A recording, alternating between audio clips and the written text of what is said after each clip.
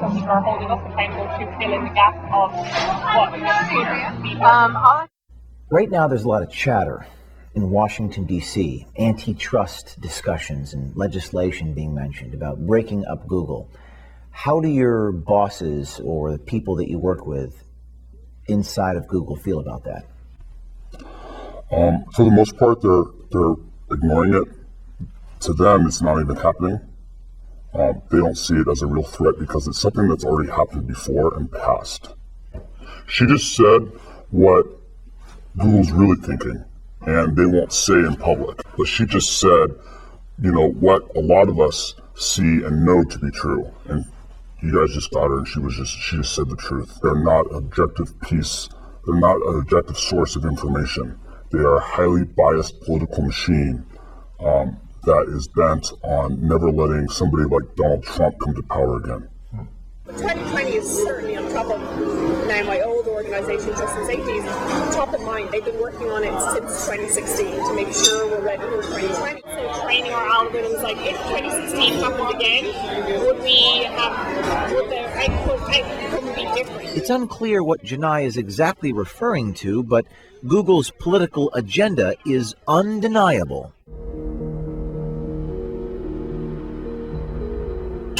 What are some other things I can type here?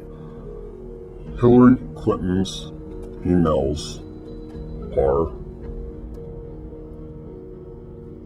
it doesn't even give you a result. Google is suggesting that people do not search for this term. Is that correct? That's what they're saying. It's not even worth returning any results. But people do search for this. Absolutely, and you can tell that because you can cross-reference some of their other services that prove that people are. If you want to get an example, go to trends.google.com. Okay, I'll do that right now. Trends.google.com. And shall I? Hillary Clinton's emails, yes.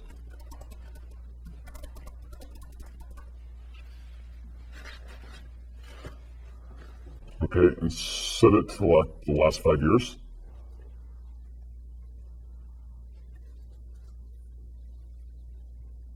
Seems like we had a spike in October of 2016. It says 100. I guess is that 100? It's all relative. So in order to get an idea of the relative importance of this, you're going to want to compare it against another search term. Let's type in Donald Trump's emails. Okay. Show me what I'm looking at here. So what we see right here is relative to the search term of Hillary Clinton's emails, Donald Trump's emails has no search traffic. No search traffic. Now let's go back to google.com and search for Donald Trump's emails, and it should show us no autocomplete because according to Google, no one searches for it compared to Hillary Clinton's emails. But it does. It gives us a whole bunch of different examples for autocomplete. So fewer people search for this and it autocompletes, and everyone searches for Hillary Clinton's email and it doesn't. That's right. What's the explanation? Well, according to them, Hillary Clinton's emails is a conspiracy theory, and it's unfair to return results based on her emails. And so through their program of ML Fairness, they've deleted the autocomplete off the internet like it didn't even exist. How did they do that? Was it manually? Was it a human being? Was it a machine? AI? Well, the way that it works is that they're training the AI now with a bunch of humans that you consider them social justice warriors or whatever you want to label them, but they are feeding the information and training the AI so that it will return results like this. And when they aren't able to train it, there's actually someone that will go through and manually delete certain keyword terms or put it as a blacklist. There's a lot of people filing bugs internally against Google, against these invalid results, and they ignore them because they've got no interest in fixing things that go against their social justice narrative or reduce what they consider to be fair. Google is protected by Section 230 of the Communications Decency Act. It says, quote, No provider or user of an interactive computer service shall be treated as the publisher or speaker of any information provided by another information content provider, unquote. Meaning Google is not liable for any content on their platform. Some people think a solution is this Section 230 and taking it away.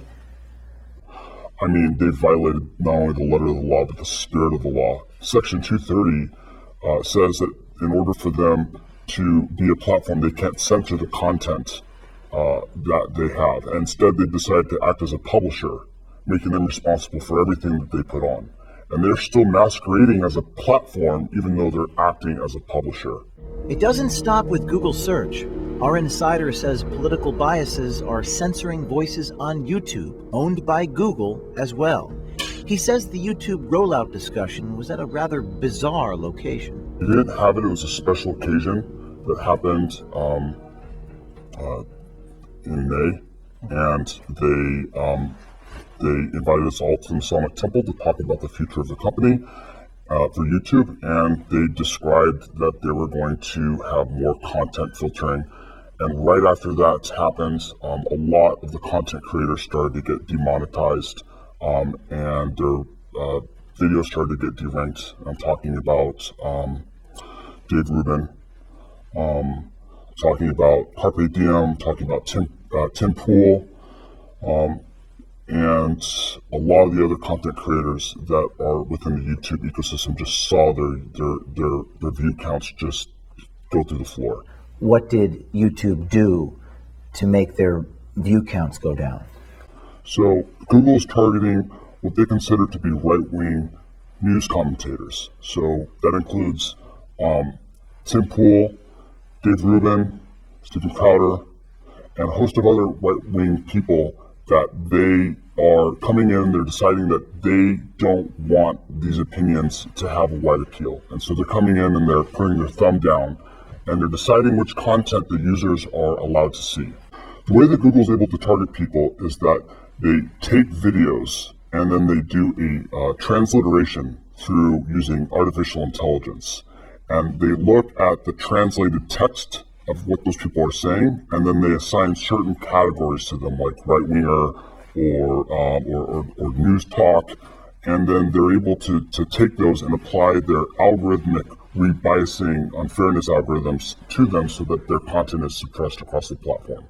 Specifically, the insider verified that PragerU, the conservative educational YouTube channel, and talk show host Dave Rubin's videos received heightened analysis in the artificial intelligence program Viacom. Viacom polices YouTube distribution, singling Prager and Rubin out as right-wing and news talk. So they're applying narrative control. What's scary about this to you? What's scary is that Google's deciding what's important and what's not important. They are going through and they're effectively deleting conversations from the national narrative. It reminds me of a book called 1984, and that should have been a warning. 1984 should not be a user manual on how to run society. And Google is falling directly into that trap, where they're deciding what gets read, what gets consumed, what people are able to click on, what appears.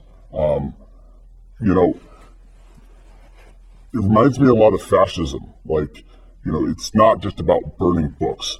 When videos get pulled off of a platform, that's also a form of censorship. I've been living this for, years. And so, it's like, yeah, that's what it is. And for other people, it's shocking. But for me, it's like, this is why I'm coming forward. Because it is shocking. And people have no idea that it's happening. And they still think that Google is an objective source of information, and it's not. Are you afraid? I am afraid. I was more afraid, but I had a lot of difficulty with the concept of, my life ending because of this. But I imagined what the other world would look like, and it's not a place that I'd want to live in. What do you think is going to happen next for you? hopefully I get away with it and nothing bad happens, but bad things can happen. I mean, this is a behemoth, this is a Goliath, I'm but a David, trying to say that the emperor has no clothes. And being a small little ant, I can be crushed, and I'm aware of that. But this is something that is bigger than me. This is something that needs to be said to the American public. This year, insiders approached Project Veritas and told their stories, exposing the giants in Silicon Valley.